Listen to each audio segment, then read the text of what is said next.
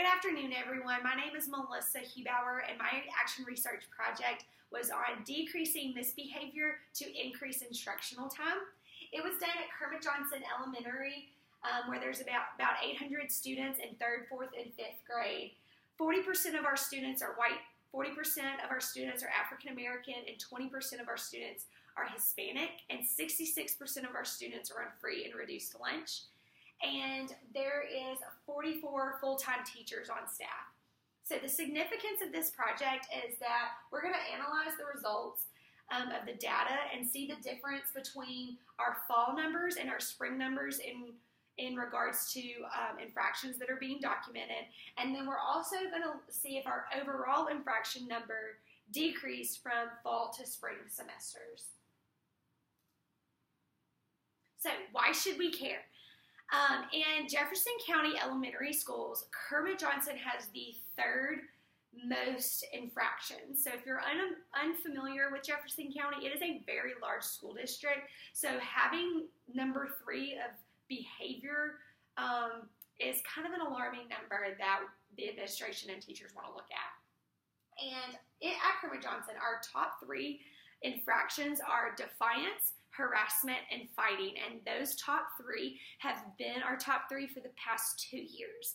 And those top 3 infractions also result in some kind of suspension, whether it's 1, 2, or 3 days. So obviously, if a student is suspended, whether it's 1, 2, or 3 days, they're missing key instructional time that they really, really need. So some research that I looked into that I thought was very relevant to Kermit Johnson. So some research says that teachers and students of the same race have a lower number of behavior referrals documented. And at Kermit Johnson, we have 60% of our students are either Hispanic or African American. And our 44 teachers that are on staff, about 93% of them are white. So that's something we as administration and staff want to look into, and maybe this is something that we can maybe potentially change, especially during the summer when we're doing some new hiring. And then there's some research saying that behavior referrals on the bus usually are usually happening when they're longer bus routes. So if you shorten the bus routes, then obviously there's going to be least amount of misbehavior. The faculty members' attitudes towards students obviously has an effect on behavior and referrals that are being documented. And then also when teachers and staff incorporate teaching of social skills and character ed, that also affects the behavior numbers.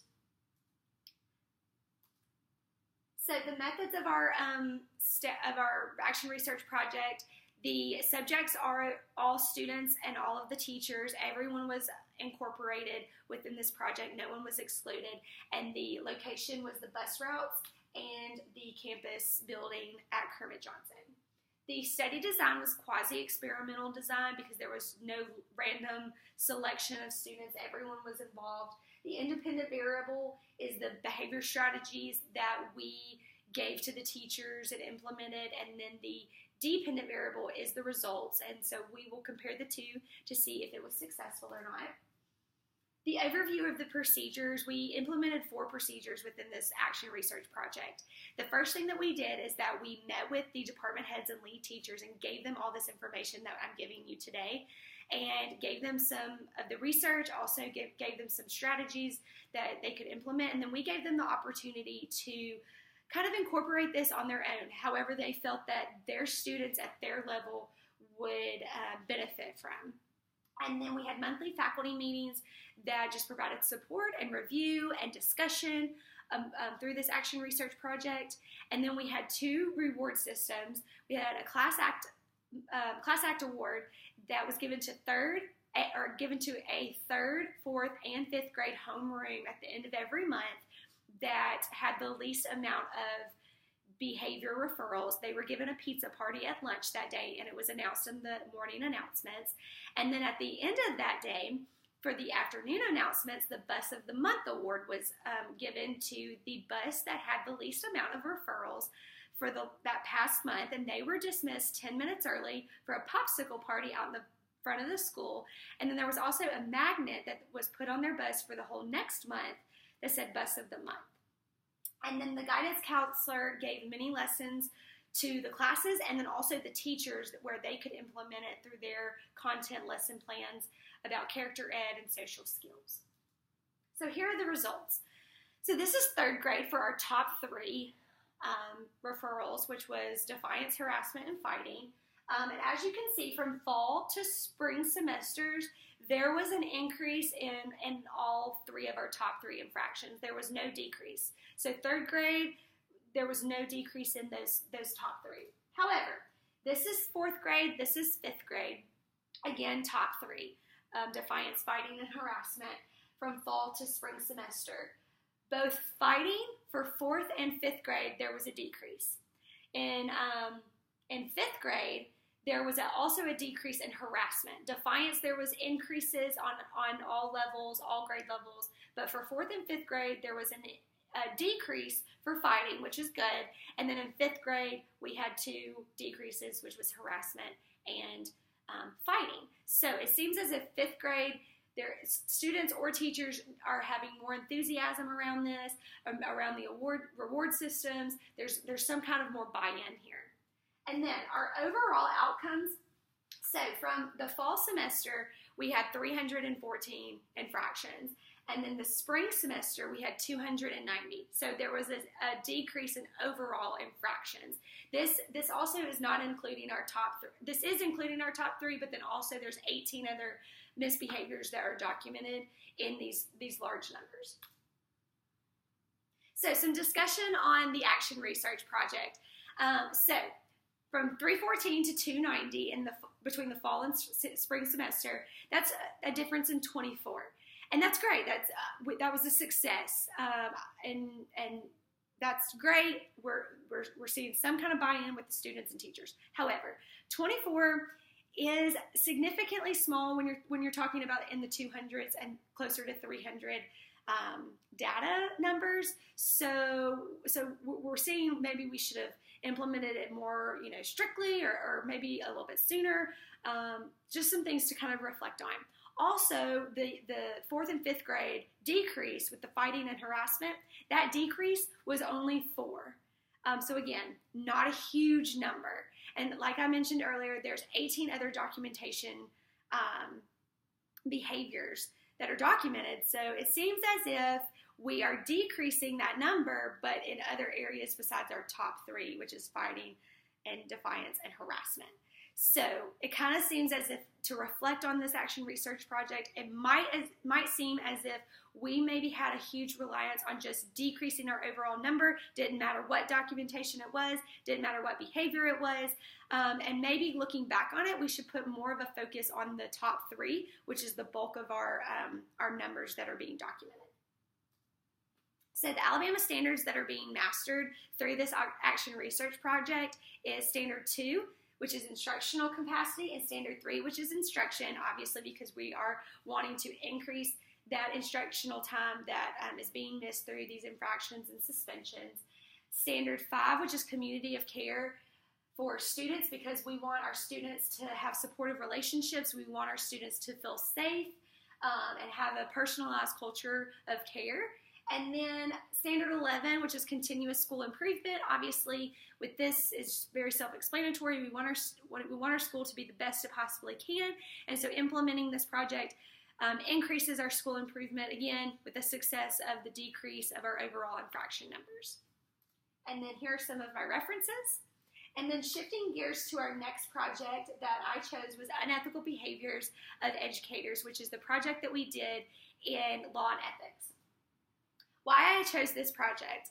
I chose this project because it seems as if every time I turn on the news, the reputation of the school system and the educational experience is being tampered through the media, and I want to kind of reevaluate that, and I want to increase it to more of a positive light.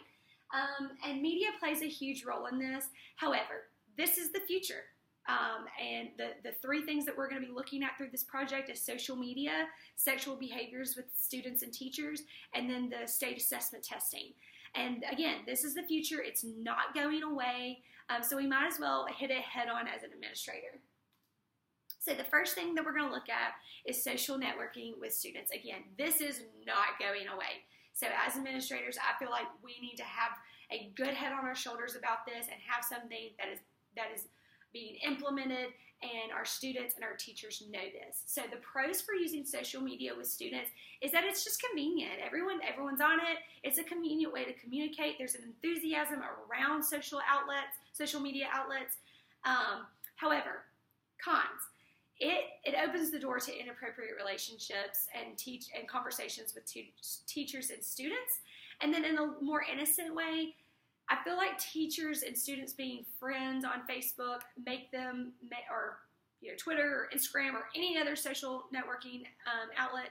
It has just students are more, they're going to look at the teachers a little bit more in a friend way and not an authoritative figure way and not of a teacher way, counselor way, and more of an appropriate way because they're seeing a little bit more than what you're letting them see during the school day. And so recommendations as an administrator, what I would do is I would encourage my teachers to have second accounts on social media outlets that are just for the classroom. Instead of you being friends with a parent or a teacher through your personal, let's just say, Facebook account, create a new Facebook account that says your content in your classroom and become friends with them through that outlet. The group conversation apps like Remind 101 are great to use. And then also implementing a social media plan. So having this line that we're not going to cross and we're going to do all of these things. We're going to use blogs. We're going to create second accounts. We're going to use Remind 101. And then we're going to get to this line and then we're not going to cross this line. And so then inappropriate sexual behaviors with students. I think social networking kind of goes right into having this inappropriate sexual behaviors. The number is growing rapidly. Again, it seems as if every time we go on the news, we're seeing something around the world where there's another case of inappropriate sexual relationships with students. There's a lack of training with new teachers and older teachers. There's an increase of student behavior with society that they know a lot more than what they did when we were younger. And so recommendations for an administrator that I would give to my students and my staff is that I would tell my teachers to not accept Facebook friend requests on any social networking outlets from students. You can become a victim of those things. And then, again, creating your own classroom accounts. Just be creative but cautious. And then cheating on state assessments. Again, this is something that we don't see maybe as often in the media, but it does occur. I think some of the reasons why we see this is their job security. There might be a financial bonus that is backing this. There's just such a pressure to have these targeted goals. And so some recommendations as an administrator, I would have some kind of score variation, especially in minority communities. We don't have the resources that some other schools do. And then a focus on improving achievement versus punishing the lower scores, especially with teachers.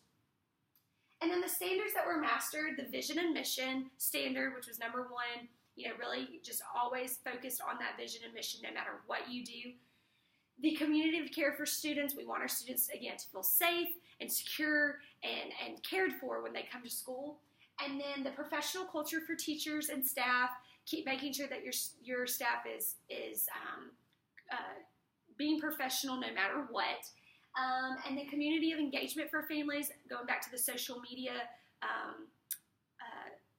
outlets, that's a great way to communicate, but we need to do this the correct way. Operations and management, making sure that you have those plans in place and that you're doing this the best way and that you're providing support through the management of your staff. And then the ethical principles and professional norms, just making sure that everything is being done in the most moral and ethical way. And then these are my references. And thank you so much for your time. I hope you have a great rest of the day.